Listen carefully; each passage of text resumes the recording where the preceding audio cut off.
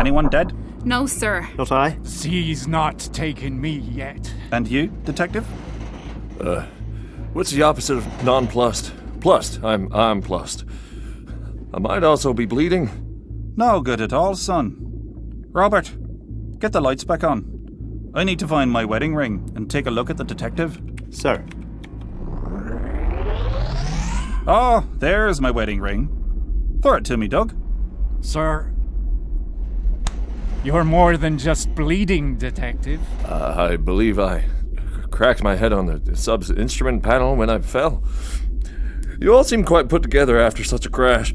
Not the first time this has happened. Or the second. Or the 10th. Ow. Don't fuss. I'm trying to sew you back up, detective. These crashes aren't so rare. If I was a betting man, I'd say they happen more often than not, Izzy. Quite right, Doug. Yes, you can set your watch by them. We've all become quite adept at handling these situations. Strangers, not so much. You crash your submarine more often than not and are fine with that? I knew the handwritten sign reading discount submarine travel was a bad idea, and yet I ignored my better judgment. Some might call this masochism. Good as new, detective, though you definitely have a concussion. The masochism thing you might want to take up with your own god. See? All's well that ends well. Go back to your cabin, detective, and have a nice cup of tea. We'll be back on our way within the hour. Right. I'll just... Yes, within the hour.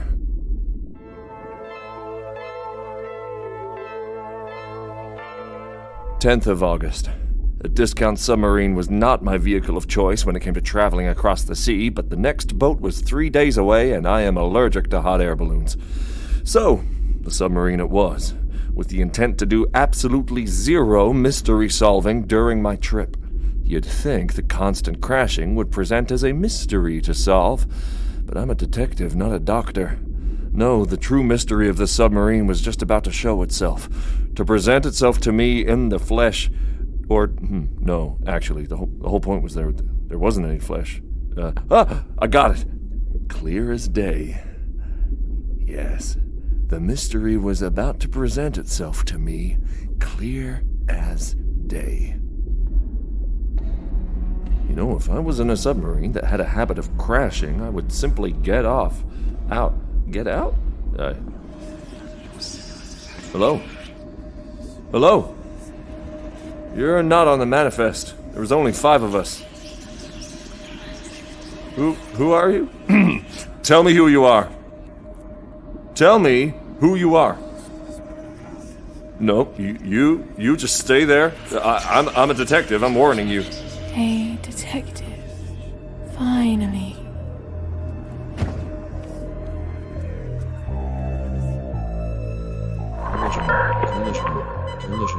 Collision.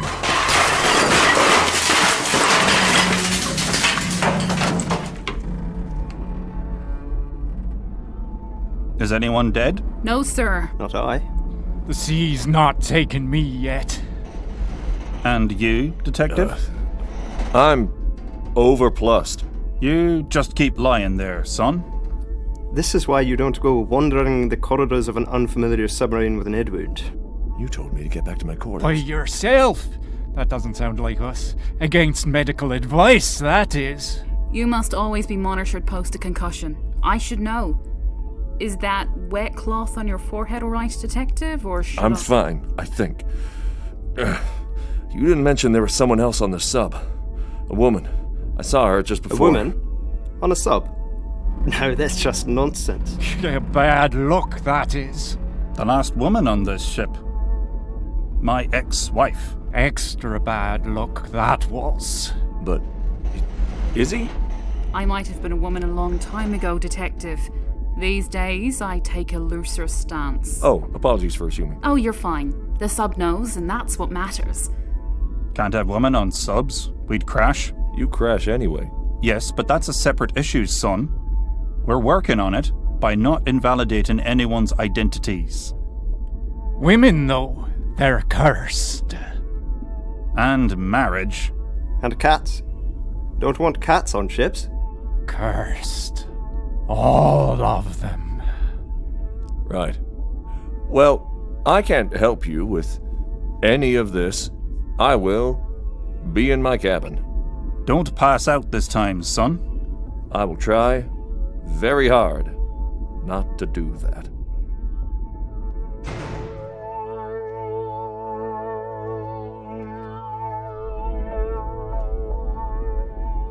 I do not love the turn this tale has taken me on. Crashing submarines. It is not quite in a day's work, though it is at least understandable. The laws of the world suggest that somehow, sometimes, submarines must crash. At least this cabin is towards the middle of this sub, less likely to feel the crash. Though I also suppose less likely to know we're sinking until it's too late. That morbid thought aside, I did not expect to wander into a tale of misogyny and superstition.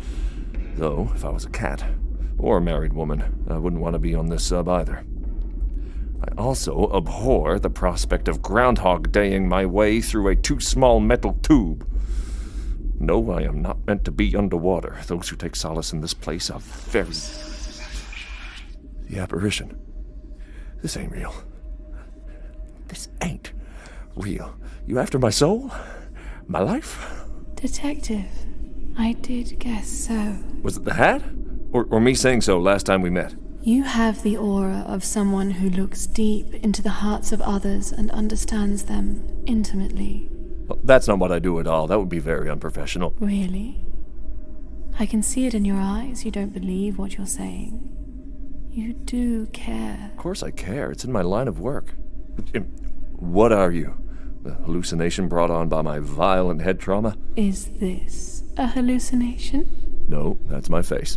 That's your very cold apparition hand on my very real face. We are aligned then. Tell me, Detective, what do you see when you look at me?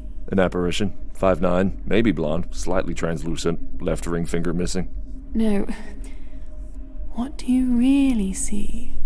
That. I am a woman in my prime, Detective. Unravel me. Don't you wish to learn my secrets? You're dead. Usually the dead can't speak. I'm so much more than that. Our hosts seem to think that any women on board are an omen, a curse. That's why we crashed. A curse. That's old misogynistic sea law. We crashed because I wanted us to crash. We always do. The misogyny. They were mighty nicer the first time I woke up. Isn't that the way? Farewell, Detective. No, wait, don't go. How did you do this? So many questions, so little time, Detective. Keep those stunning eyes peeled, my dear. You might just figure it out. I would like to wake up now. Oh, no dice. I need a stiff drink, a figurative slap around the conscience, and a real nap. Not in that order.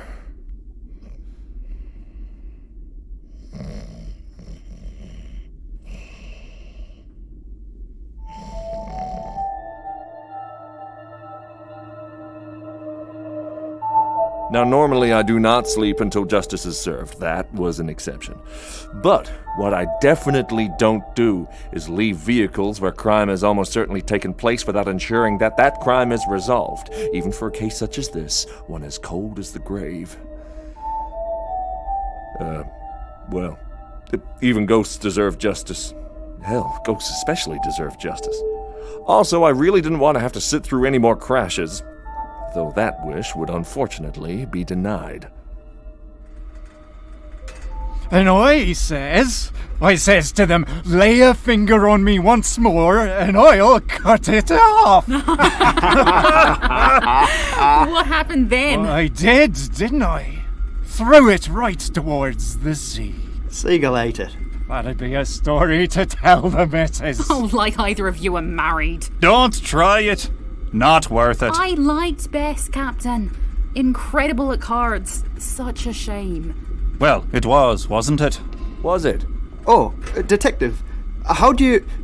This compartment is fully lit. How do you come out of the shadows like that? Then that might have been better without the head trauma. I see you're currently crashing and haven't hit anything yet. Crashes aren't rare, son. We know how to fix this old bird back up.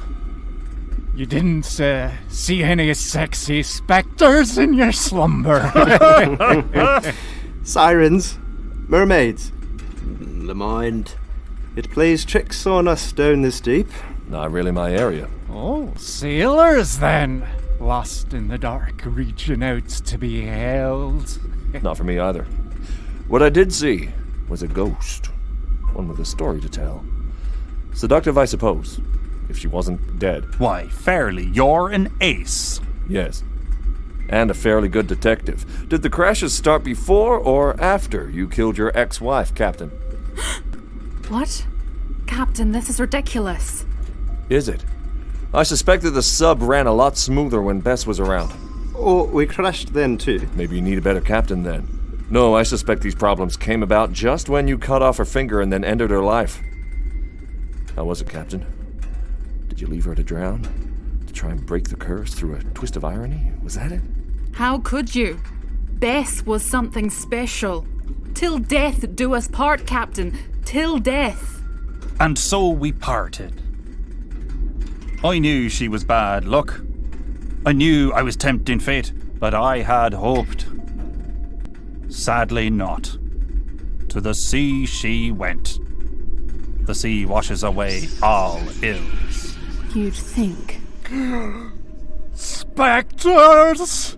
I knew they were real. She's not very sexy though. Bess, my dear. You don't get to call me that. Attached to that ring, are we? Something to remember you by, my love. It was my father's. Give it back. Ow! My finger! Good. Back in its rightful place. I would wear that ring, but someone cut my finger off. Captain wanted it. Why? It's not like fidelity meant much when I was alive. Bess, why did he kill you? Why are you still here? A captain's first love is his ship, then his crew. Then his duties. Then his wife. All it was business, Bess. You just got in the way. The way? She was the only one who knew what she was doing here. She did the books, managed things. We were a proper charter submarine back then, not doing discount tours of the bones of our arse. You're incompetent, Captain. And a killer. Actually, maybe it's you. Izzy, the sea's no place for women. Oh, I'm no woman. And does the sea know that? We crashed less before you arrived. My name is Izzy. I was once a woman, but I am no longer, and that is my business. If this sub crashes, it's 'cause it fucking deserves to. The sea knows your sins, Captain. All of your sins. Izzy, wait! Very dramatic. Women. Well, this is rather unpleasant business, and you are all very disagreeable men. Once we get back to shore, you'll all have to have a discussion with the local authorities. The authorities? What makes you think that you'll even make it to them? Murdering a private eye in cold blood is frowned upon in most countries. What a shame we're at sea then, Captain. Quite. Take a hold of him. I would really rather prefer that this didn't happen. How's your breaststroke, son? Not great. That's sad for you. Dump him in the water, but search his pockets first. Sir, Help? Wholly embarrassing. I would like to not drown to death if possible. They say it's just like falling asleep. What a horrible way to go. I barely sleep either. Help? Bess? You really think the ghost of my dead ex-wife can help you, son? Well, she is the one who's been trying to sink your sub this whole time. What? The sea knows your sins, Captain. Why are you calling me captain? We're married. We were married. Your true love is the sea, Captain. Allow me to be your celebrant. What? Till death do you part. I hate being underwater. Submarines are not natural. Next time I'm waiting for a boat. Though surely, considering the depth we're at, we all should be crushed to death by now, but as we don't seem to be, perhaps that's due to the supernatural element. Well, Nellie, that's quite a lot of water.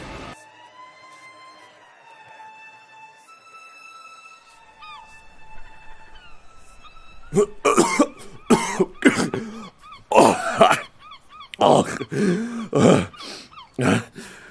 a sight for sore eyes. I think my eyes are just more sore looking at you. Need a hand? Yeah.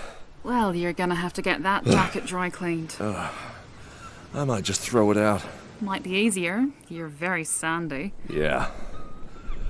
What happened to the submarine?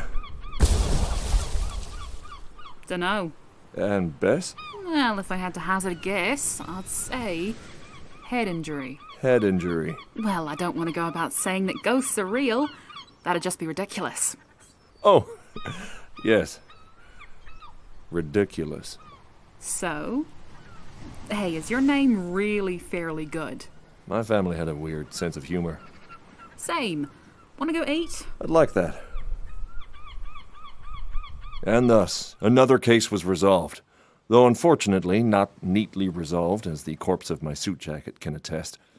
Yet some important facts were established that would go on to be useful in future cases. Lesson the first. While I may not have literal allergies to being in a submarine, much too deep below the sea, though I suppose I am allergic to being outside of a submarine in that environment, in the same way any human would be, those metal caskets are no more a suitable way to travel than hot air balloons. I suspect it's to do with the extremes of both modes of transportation. While I disagree fundamentally with political philosopher Goldilocks that the middle ground is always the best position to take, I will grant that her philosophy is correct in regards to transportation. Lesson the second. Ghosts. They are not real. It was all just the head trauma. No ghosts. None whatsoever. None. You've been listening to Fairleigh Goode and the Tale of the Sunken Widow. Hamish Boyle played Detective Fairleigh Goode. Emma Maguire played Izzy. Darryn Woods played the Captain. Tara Weston-Webb played Bess. Slaine McKenzie played Robert. And Lyndon Hood played Doug. This script was written by Emma Maguire, with script assistance from Simon Burgess and Hamish Boyle. Many thanks to Matrix Digital and the New Zealand Fringe Festival. This was a Tempest Theatre co-production. For more from us, check us out on Facebook, Instagram, or Spotify.